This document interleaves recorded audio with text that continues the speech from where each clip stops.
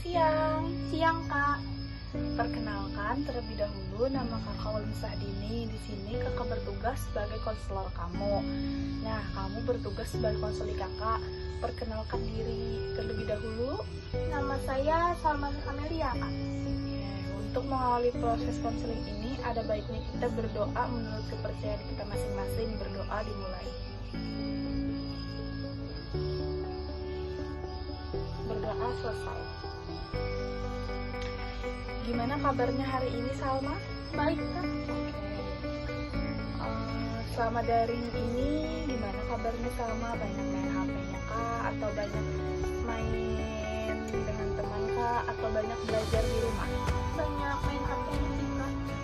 Tugas dari guru dikerjakan atau tidak? Kebanyakan sih nggak dikerjakan. Salma ini sekolah di mana? Di SMA 1 Sudah SMA ya. SMA 1 di Muara Tewe di Kalimantan Tengah.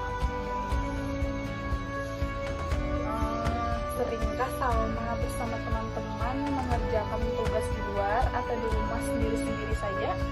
Sering mengerjakan di rumah sendiri-sendiri dan sering juga mengerjakan berkelompok kayak gitu.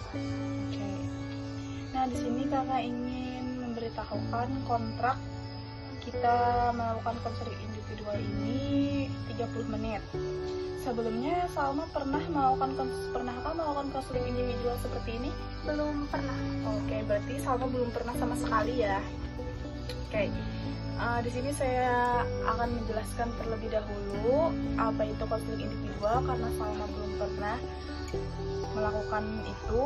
Kakak ingin menjelaskan pengertiannya. Nah, di sini konseling individual itu artinya pemberian bantuan oleh konselor melalui wawancara seperti kita ini yang mengalami masalah. Konseling ini berlangsung seperti kita tatap muka antara konselor dan konseli. Tujuannya untuk apa? Untuk membantu memecahkan masalah si konseli dan mengurangi penilaian negatif pada diri si konseli ini.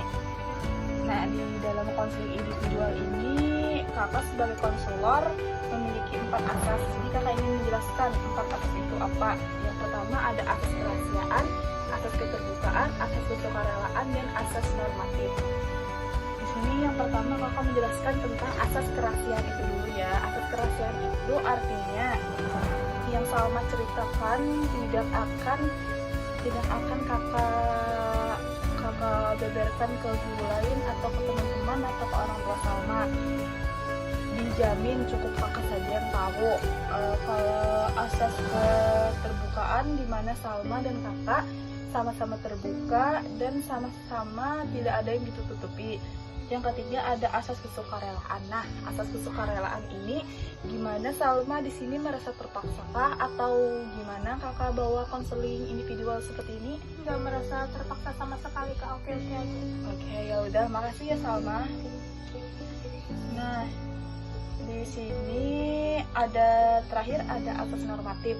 Asas normatif ini semua yang kita bicarakan tidak melenceng dari masalah yang Salma ingin ceritakan. Misalkan Salma ingin menceritakan tentang masalah sekolah, jadi tidak keluar dari pembicaraan itu, tidak keluar ke pembicaraan masalah keluarga atau masalah percintaan Salma, cukup di masalah sekolah ya ini Salma bicarakan saja. Salma paham? Paham.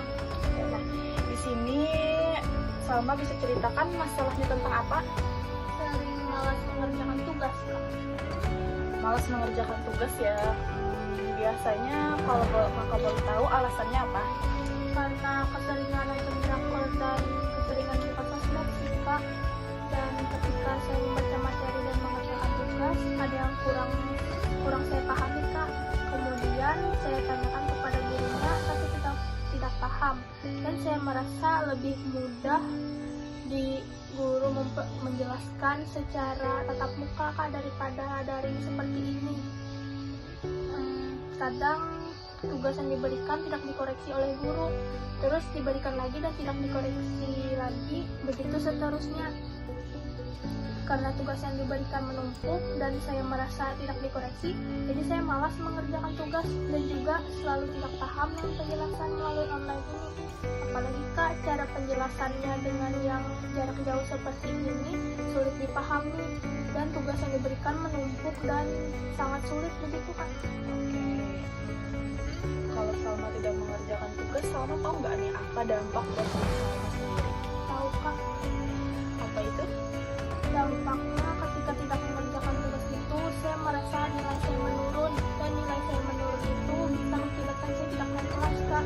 Dan juga saya merasa menjadi anak yang malas dan tidak patuh kepada guru. Dan juga kalau saya tidak mengerjakan tugas, saya bukan mendapatkan sesuatu yang baik, tapi malah mendapat omelan dari diri saya Kak. Terus kira-kira nih Salma mau nggak berubah ke agak orang yang lebih rajin? Kan Salma nih, aduh capek nih aku main main HP terus, capek nih tugasku nggak dikerjain. Salma pernah nggak berpikir kepikiran yang gimana ya kalau aku jadi orang yang lebih rajin lagi? Pengen nggak Salma seperti itu? Pengen sih Kak berubah. Oke, berarti Salma ini pengen berubah tapi terkendala oleh rasa malasnya kan? Jadi Salma mau nih kakak bantu untuk mengurangi sikap malesnya untuk mengerjakan tugas dan tidak menunda tugas lagi. Iya Kak. Jadi gini ya Salma, di sini kakak mempunyai teknik atau pendekatan gimana caranya Salma tidak main HP terus, menunda tugas terus dengan bermalas-malas mengerjakan tugas dengan menggunakan pendekatan REBT. Nah, REBT ini ada Rational Emotive Behavior Therapy yang artinya membantu konselor memahami pemikiran, perilaku, dan tingkah lakunya yang irasional menjadi rasional. Pemikiran kamu yang ingin main HP terus bisa diubah ke pemikiran untuk mengerjakan tugas dan menjadikan kamu lebih baik lagi. Oke. Terus konselor diajarkan menerima perasaan dan pemikiran akan tingkah lakunya tersebut karena hasilnya untuk diri konselor sendiri. Yang awalnya Salma malas mengerjakan tugas menjadi agak rajin. Bersediakah saja Salma kalau kakak memakai pendekatan REBT itu? Bersedia Kak. Salma tahu nggak arti dari REBT itu? Nggak tahu Kak. REBT itu Rational Emotive Behavior Therapy yang artinya pemikiran, emosi, tingkah laku, terapi. Nah, jadi kakak membuat pikiran kamu dan tingkah laku kamu menjadi lebih baik lagi, menterapikan pikiran dan tingkah laku kamu menjadi orang yang lebih baik lagi. Nah, di sini kakak ingin menyimpulkan. Di sini dan dampaknya kan kamu sudah tahu, tidak mengerjakan tugas itu mengakibatkan tidak naik kelas dan menjadikan kamu anak yang tidak patuh dan malas. Karena tugas yang diberikan sering menumpuk dan merasa tidak diporsi, jadi kamu merasa malas mengerjakan tugas. Nah, padahal kalau guru tidak mengoreksi tugas kamu, nggak apa-apa, yang penting kamu sudah ada niatan untuk mengerjakan tugas. Jadi misalkan guru memberikan tugas itu satu di hari Senin, kamu kerjakan langsung di pulang sekolah kalau kamu ada waktu. Jadi tugas yang diberikan ibu di hari Selasa, kamu tidak menumpuk lagi tugasnya. Jadi kamu cuma mengerjakan tugas yang diberikan guru di hari Selasa saja, kamu tidak menumpuk tugas. Nah, jadi kamu bisa menonton drakor, bisa membantu orang tua, bisa memegang HP, kumpul sama teman atau sebagainya. Karena kamu tidak menumpuk tugas, jadi kamu merasa lega karena tugas satu sudah kamu kerjakan, pada tugas dua jadi kamu cuma harus mengerjakan tugas dua, tidak menumpuk nih tugasnya lagi. Apakah kamu paham dengan yang saya omongkan ini, Salma? Paham Kak. Jadi bagaimana keadaan dan perasaan Salma setelah melakukan konseling ini? Saya sangat termotivasi untuk berubah. Saya akan giat mengerjakan tugas dan tidak malas lagi. Saya akan membagi waktu antara mengerjakan tugas dan menonton drakor. Saya akan mengutamakan tugas saya lebih dahulu daripada menonton drakor Kak.